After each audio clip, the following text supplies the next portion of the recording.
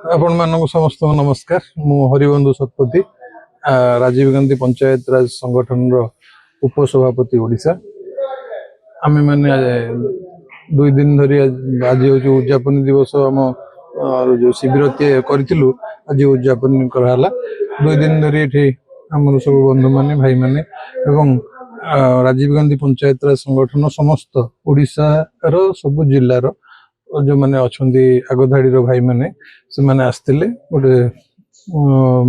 संगठन माने गोटे कार्यक्रम करागला ना राजीव गांधी पंचायत राज संगठन गोटे विस्तीर्ण बहुत बड़ संस्था बहुत बड़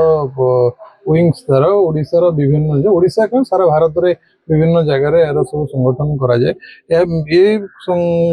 संगठन मूल मंत्र हूँ आपंकर पंचायत लेवल पंचायत राज डिपार्टमेंट केमती कौन लोकों पाखे पहुंचा जा पार लोकों सुविधा सुजोग केते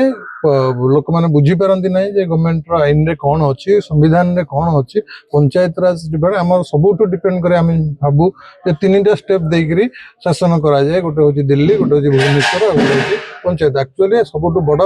राजनीति कराए आम गाँव जो संगठन जो ही शासन भार सब डिवाइड कर पंचायत तापर भुवनेश्वर राजनीति तापर दिल्ली राजनीति से पंचायत राज संगठन टाक आम जिते चेष्टा करूँ जिते स्ट्रंग हो पार